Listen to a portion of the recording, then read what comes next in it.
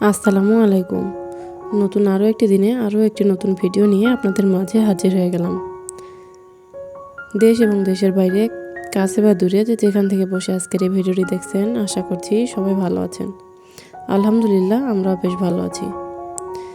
তো বরাবরের মতো আবারও পুরনো রুটিনে ফিরে এলাম। আবারও সংসারের কাজকর্ম যে ভিডিও আপনাদের সাথে শেয়ার করি সেগুলো নিয়ে হাজির হয়ে গেলাম।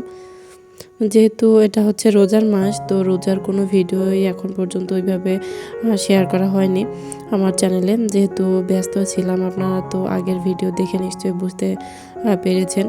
তো ওইভাবে এখনও পর্যন্ত ভিডিও শেয়ার করা হয়নি। তো আজকে ছোট্ট একটা ভিডিও নিয়ে আপনাদের মাঝে হাজির হয়ে গেলাম। আশা করছি আজকের ভিডিওটি আপনাদের কাছে বেশ ভালো লাগবে। তো এই তো এখানে আমি একটু বেডটা মুছে নিচ্ছিলাম। মানে এত ধুলো, এত বেশি ধুলাবালি এখন যে প্রতিদিন না মুছলেই হয় না। তো আমি বেডটা মুছে নিয়েছি। আর যে বেড সাইড টেবিলটা আছে আমার, এর উপরে তো আমি একটা এখানে পেপার বিছিয়ে দিয়েছি। তো এর উপরে রাখি কোনো কিছু প্রয়োজনীয় যে জিনিসগুলো আছে। তো এটার উপরে নোংরা হলে এটাই নোংরা হয়, পরে আবার বেশি নোংরা হলে এটা চেঞ্জ করে দিব।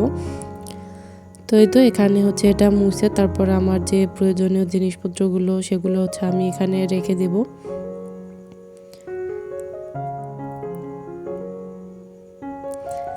তো এই তো যেগুলো আমি বেডসাইড টেবিলের উপরে রাখি সেগুলো এখানে রেখে দিচ্ছি। এরপর রেখে দিয়ে ড্রেসিং টেবিলটা মুছে নেব। বর্তমানে যে অবস্থা, মানে এত ধুলাবালি প্রতিদিন 2 বার করে মুছলেও যেন পরিষ্কার থাকে না, এরকম একটা অবস্থা। তো যেহেতু আমি প্রায় অনেক দিনই বাসায় ছিলাম না, মানে এখানে ছিলাম না, গ্রামের বাসায় ছিলাম। তো আসার পর তো অনেক বেশি নোংরা ছিল সব কিছুই। তো সেগুলো আবার আস্তে আস্তে পরিষ্কার করে নিয়েছি। তো এই তো এখন যে রেগুলারই যে কাজকর্মগুলো সেগুলোই করতে হয়। তো এই তো এখানে ড্রেসিং টেবিলটা আমি সুন্দর করে মুছে নিয়ে তারপর জায়গার জিনিসগুলো জায়গায় এখানে রেখে দিচ্ছি। রেখে দিয়ে পুরো ঘরবাড়ি পরিষ্কার করে ঝাড়ু দিয়ে রুমটা গুছিয়ে নিয়ে তারপর অন্য কাজে চলে যাব। তো এখন পর্যন্ত রমজানের ইফতারের ভিডিও বা রমজানের রোজার বাজার কোনো কিছুই আমি ভিডিও করতে পারিনি। কারণ আমি তো রোজার আগে এখানে ছিলাম না। তো 3 রোজা নাকি 4 রোজার মধ্যেই আমি আসছি। যদিও বা আসার কথা ছিল না, তো আপনাদের ভাইয়ার খাওয়া দাওয়ার অনেক বেশি প্রবলেম হয়ে যাচ্ছিল, তো এজন্যই আসছি। তো ওইভাবে আর শেয়ার করা হয়নি। তো টুকটাক যখন যেটা প্রয়োজন সেটাই আনা আর কি, এজন্য অত কিছু শেয়ার করা হয়নি। তো এই তো এখন আমি বেডরুমটা সুন্দর করে গুছিয়েও নিয়েছি, বিছানাটা গুছিয়ে নিয়েছি। আর এখন তো শীত নেই, তারপরও যে লেপটা এখনও আমার ঢুকিয়ে রাখা হয়নি, এখন পর্যন্ত বাহিরেই আছে। রাত্রেবেলা কিন্তু একটু করে ঠান্ডা লাগে, এর জন্য আমি গায়ে দিই, এর জন্য এখন পর্যন্ত ঢুকিয়ে রাখিনি। তো রাখবো, 2-1 দিনের মধ্যেই ঢুকিয়ে রাখবো। তো এই তো এখানে বেডরুমটা সুন্দর করে গুছিয়ে নিয়ে তারপর ঝাড়ু দিয়েও নিয়েছি। ঝাড়ু দিয়ে নিয়ে তারপরে তো আপনাদের ভাইয়া মাছ নিয়ে আসছিল। তো এখানে দেশি পুঁটি যে মাছটা সেটা, তারপর ইলিশ মাছ ছিল এখানে 2টা। তারপর গোসি মাছ যেটাকে বলি আমরা, বাইম অথবা গোসি মাছ এটাকে বলি। তো এটা আর ছোট যে মলা মাছ সেটাও নিয়ে এসেছিল। তো এই মাছগুলো আমাদের এখানে বাজারে সচরাচর পাওয়া যায় না, তো হুটহাট পাওয়া যায়। তো যেহেতু পেয়ে গেছে, এর জন্য সবগুলো মাছই নিয়ে আসছে। তো এখন আমি অফ ক্যামেরায় মাছগুলো কেটে ধুয়ে পরিষ্কার করে নেব।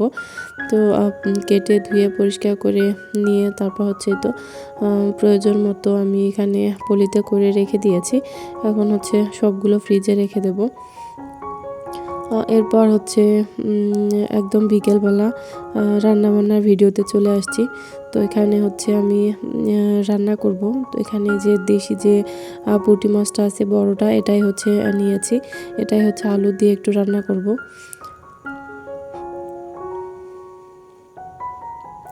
তো এখানে আমি রান্নার জন্য বসিয়ে দিয়েছি। রান্না করে নিচ্ছি। এখন হচ্ছে বিকেলবেলা। আজকে ইফতার হচ্ছে ভাজা পোড়া বাসায় বানাবো না, তো ভাজা পোড়া বাইরে থেকে নিয়ে আসবে আপনাদের ভাইয়া। আর হচ্ছে ছোলা ভুনা করে রেখেছি ফ্রিজে, ছোলা ভুনা আছে, বুন্দিয়াও আছে, তো এগুলো দিয়ে হচ্ছে আজকে চলে যাবে।